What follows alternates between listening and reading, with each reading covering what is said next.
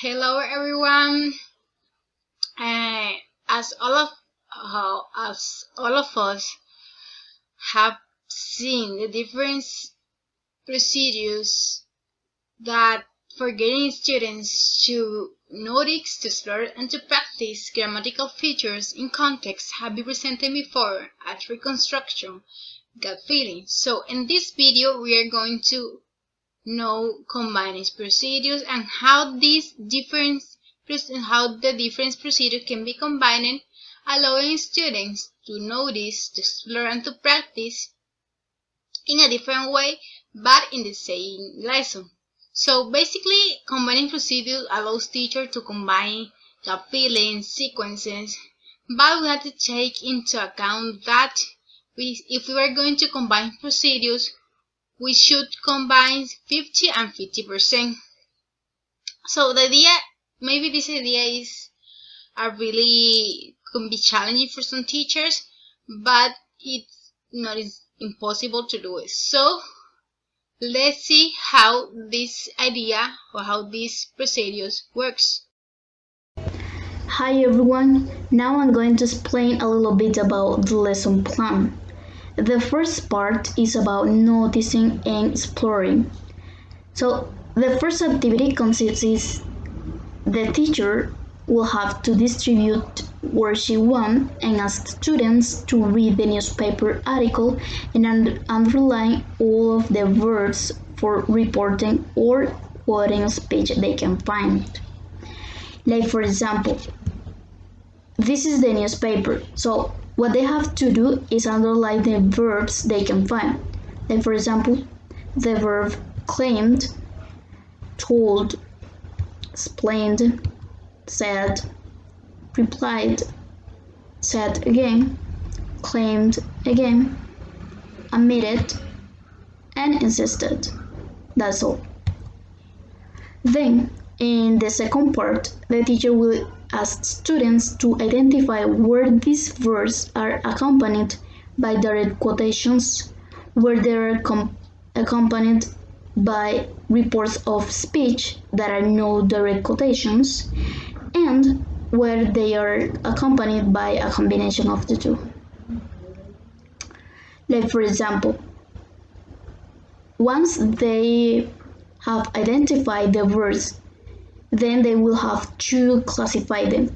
For example, here I have that the yellow line indicates reports of speech that not direct quotation. The blue line as a direct quotation, and the red line combination of two.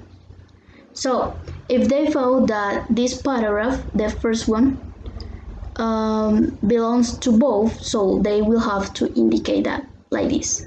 Okay, so they have to do this with the whole text like this.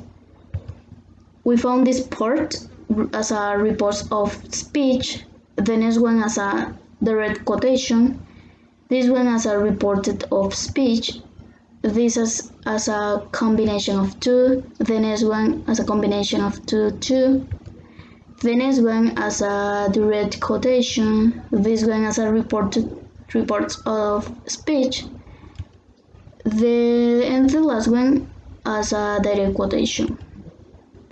In the third part, the teacher will ask students to read the accompanying transcript and then to find the source of each instance of both quoted and reported speech in the transcript. So this is the transcript for students. So what they have to do is to find each source of this part from this part. Like for example, in the first paragraph says, a pair of hunters claimed yesterday that they had shot and killed a Sasquatch and were holding the carcass in an undisclosed location, pending scientific tests. So now we go to this part and find the similar one, like in this part. The announcement is that we had shot a Sasquatch and we were holding the body in an undisclosed location, which is said by Elderman. This is what they have to do for the whole test, like this. This part we found with this part, and this one with this one, and so on. Like this one with this one, this one and this one, this one and this one, also, and finally this one. So that's all.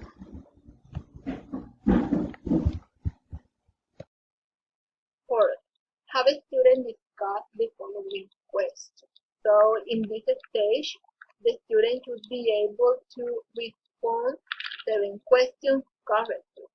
The first one, what is the most common way in the article of representing what the people said at the press conference? Report, quote, or combination. So here the student has to explain each report, quote, or which between report, quote, or combination is the most used. For example, the student should explain something related to this. We find that all of them were used equally. There are 3 instances of reporting, 3 instances of quoting, and 3 instances where reporting and quoting are used in combination. The second one, do you think the author of the article believes the main claim? So here the student should say if they think that the author believes what the other people said. For example, no, because the author establishes that those creatures don't really exist. As he said, there is no scientific evidence that they really exist. So this is the correct answer for this question, because here we respond what the author said, so we can analyze that the author did not believe in the main claim. The next one. Why did the reporters quote their phrases and disclose location, attract undue publicity and reality show? So this is here a student has to remark why the author quote these phrases. So a possible response for this question could be because by quoting these phrases, the reporter hints that she or he doesn't really believe what the men are claiming, or maybe he or she is being sarcastic. This is a possible answer. The next one. Why did the reporter use the word refuse and admitted when reporting what the men said rather than a neutral word like that? So a student has to comment why the author didn't use said but refused and admitted in the article. So the answer could be because this verb makes the men seem less believable. Refuse makes it seem like they are hearing something, and admit makes it seem like they did something wrong. So the next one. Why did the reporter quote the phrase, "This is by far the most important scientific discovery of the decade"? So here the student has to explain why they think about why the reporter quote this phrase. So the answer could be because the reporter doubt this is something meaningful. Of course, each student has a different task, so they can answer whatever they think. The next one. Why did the reporter quote the line? At first, I thought it was a bird, and when it began to move toward us, I opened fire as a matter of self-defense. So here the student has to explain why they about has to explain what they think about the reason why they reported quote this line. So a response could be because this is the climax of the story, or the most interesting or important or relevant event in the story. So finally, the last question, why didn't the reporter quote Elderman when writing about the fact that the Sasquatch is sometimes called a Bigfoot and the fact that many people have claimed to have seen one? So for this question, the student has to explain why didn't quote uh, why the author didn't quote Elderman when he said something.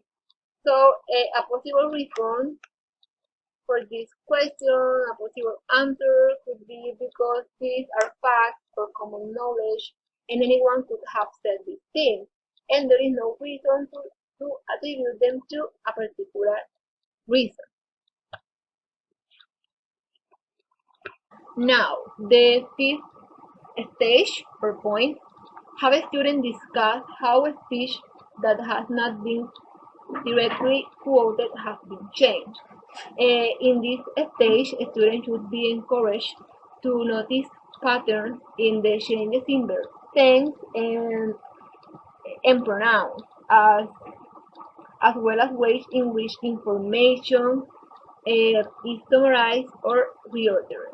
For example, this first point here we have the original quote and the report. So the student should explain something like in this example. The first person personal pronoun we is changed to appear hunter and they. The tense of verb chat, past tense, and are present tense are changed to had chat, past perfect tense, and were, past tense. For the next one, as you can see, here we have the original quote and the report. So a student should comment the first personal pronoun we is changed to Orson Elderman and Corey Haynes of Elk Ridge, Oregon.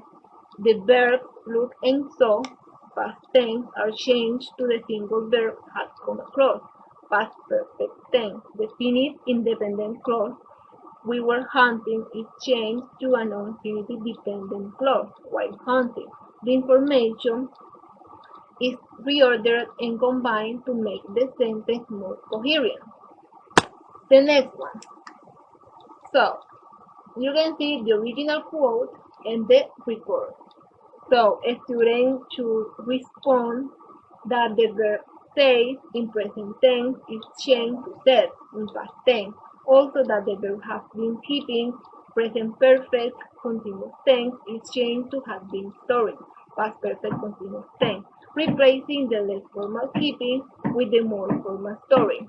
The fact that the men were awaiting the results is implied in the quote.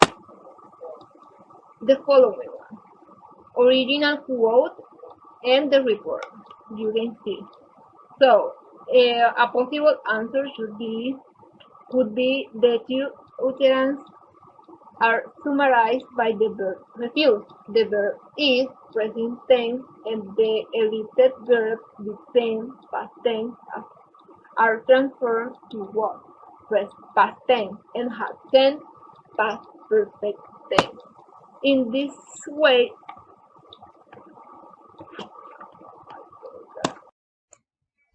Well, hello everyone. My name is Jorge Muñoz, and following with the lesson plan, well, we have here in point number 6, which is about asking students to formulate a list of guidelines to help a newspaper reporter determine whether or not to use quotes or reports or a combination of the two.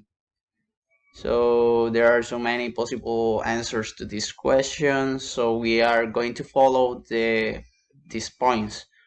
The first one is that reporting is used more frequently than quoting. This can be used in the previous worksheet, where where the author of the article used more reporting than quoting. Well, quoting can be used for a number of reasons, including showing that you don't necessarily believe someone. Well, it is also used to show skepticism. If you don't, if it is common to quote if you don't believe in someone else's words. So in some cases, it is better to quote the exact words, just to emphasize that you're not believing what this person is saying, or just or to use verbs like claim, just to keep certain distance from what was said. B, giving the most important pieces of information said by people in the exact words, just to highlight the most important information. And number 3, we usually do not quote things people have said that are facts or common knowledge, unless there is a good reason to do so.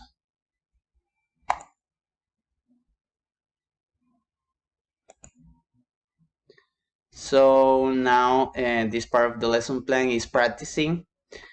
And so point number 7 says distribute the worksheet number 2 and direct the students' attention to the transcript of the second press conference. This is the worksheet number 2, so we're going to read it here. So the following day, a group of scientists held a press conference of their own to discuss the men's claims. Below is a transcript of the press conference. Dr. Mary Robinson, Department of Biology, University of Oregon. Dr. Henry Flats, Department of Zoology, Pacific University. Professor Henrietta Paulson, Department of Environmental Science, Oregon State University. Reporter 1. Yesterday we heard the claims from Mr. Olson Elderman and Mr. Corey Haynes that they had shot a Sasquatch and were holding the body in a freezer in an undisclosed location. Dr. Robinson, I wonder what you think of this claim. Dr. Robinson, I'm willing to give the men the benefit of the doubt. If they have really found a Sasquatch, it would be a historical discovery indeed. Reporter 2. Dr. Flass, I understand you have studied the Bigfoot phenomenon for many years. Dr. Flats, that's correct. I've made it my life's work to determine whether or not this creature really exists, but I still have not found any hard and fast evidence. Reporter 2, and you're not excited by this finding? Dr. Flats, not particularly. I've seen houses like this for years. These people have just produced a very questionable photograph and that's it. They should have produced a physical piece of the body, if not the body itself. Without the body, there is no reason for us to believe them. Professor Paulson, I absolutely agree.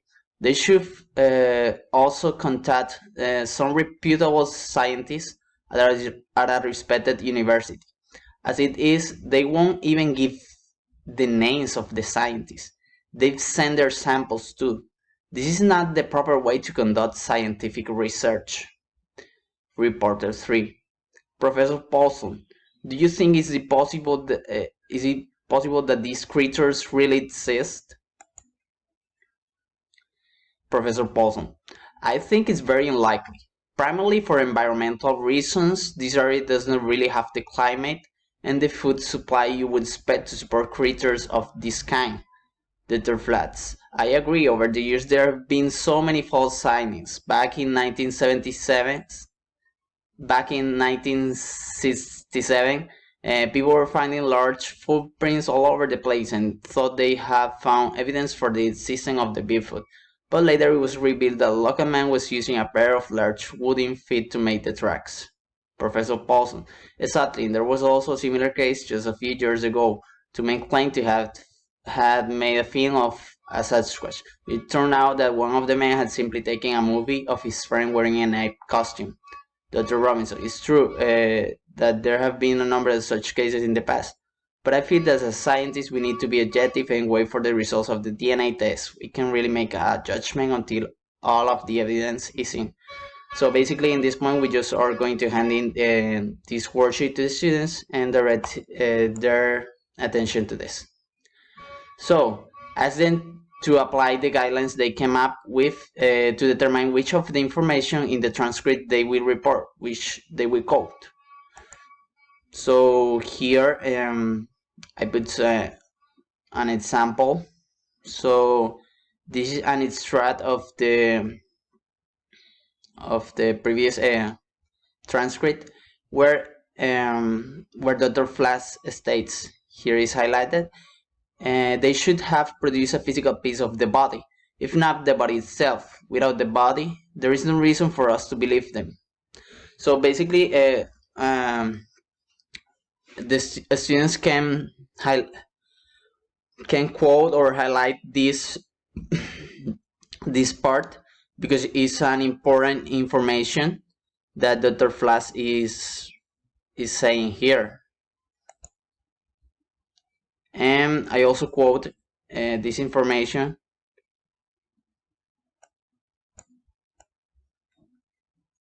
I also quote this information from Dr. Robinson. It's true that there have been a number of such cases in the past, but I feel that as scientists, we need to be objective and wait for the results of the DNA test. We can really make a judgment until all the evidence is seen. So,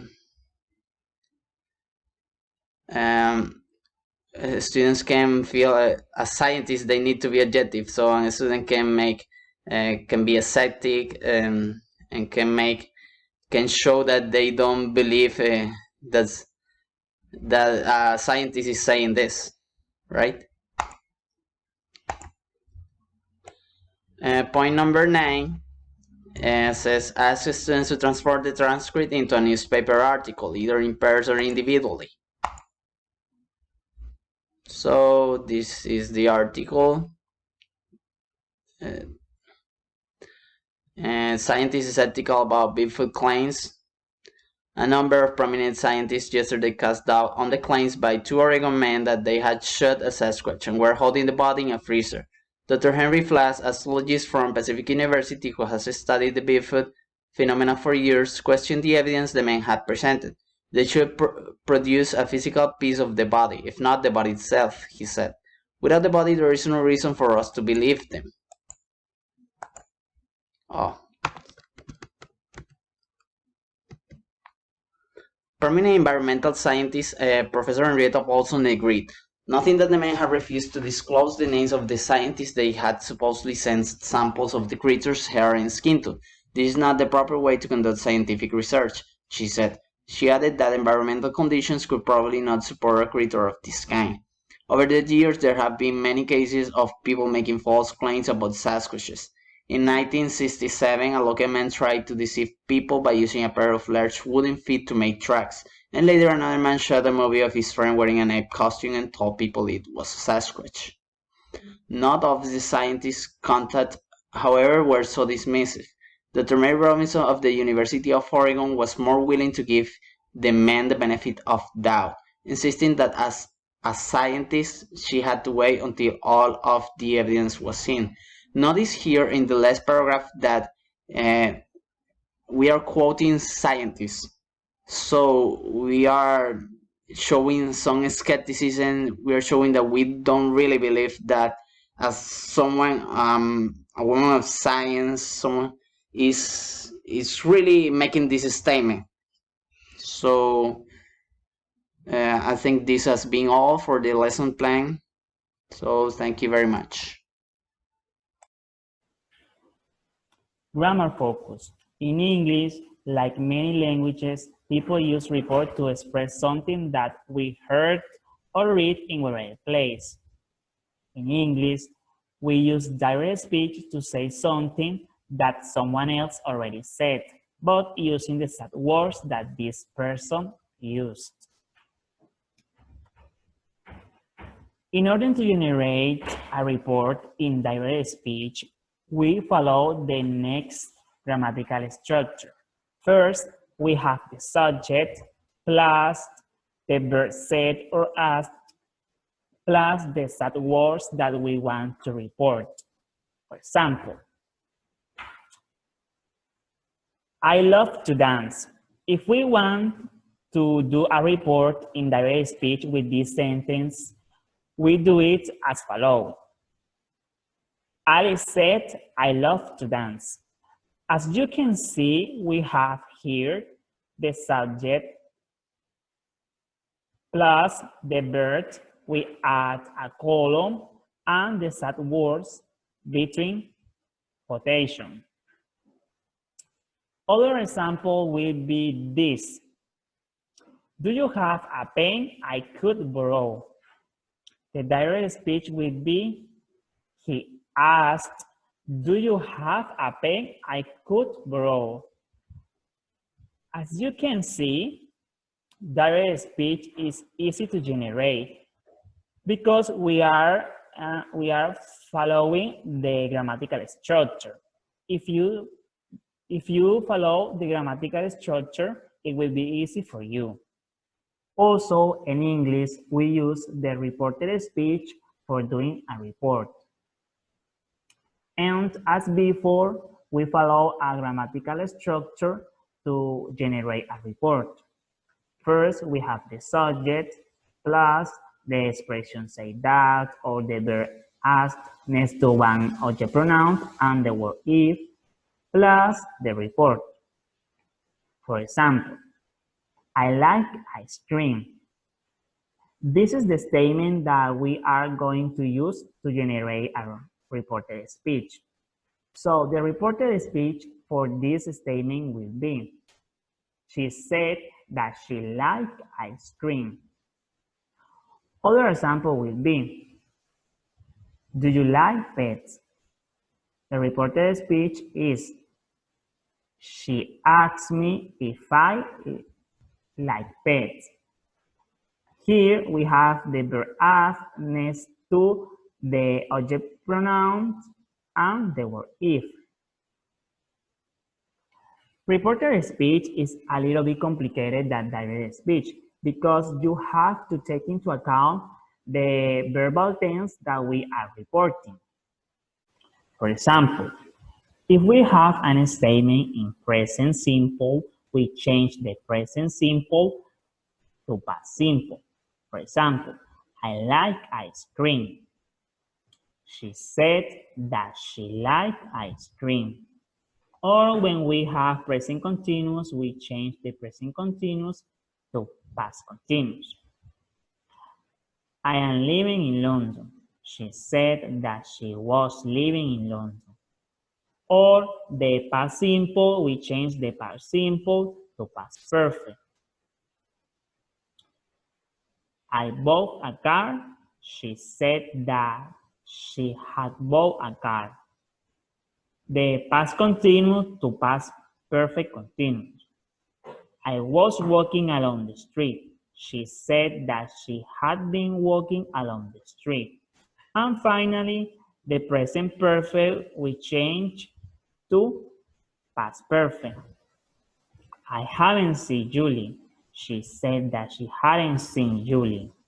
Also, there are many expressions of time and place that need to be taken into account at the moment to generate the reported speech because they need to be changed at the moment to generate the report. For example, will change to would, can change to could, or today change to that day, yesterday change to the day before, and so on. All those expressions need to be changed. Look at this example. I will see you later. She said that she would see me later. I can't speak perfect English. She said that she could speak perfect English. I shall come later. She said that she would come later. I must study at the weekend. She said she had to study at the weekend.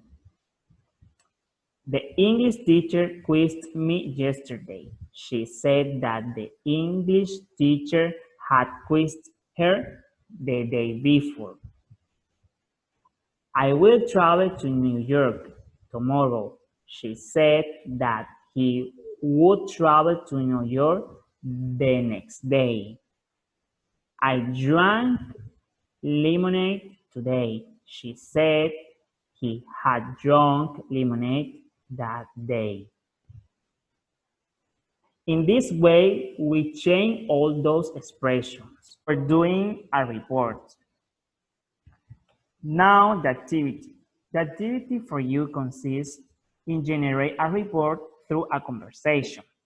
But this time we are going to do it together.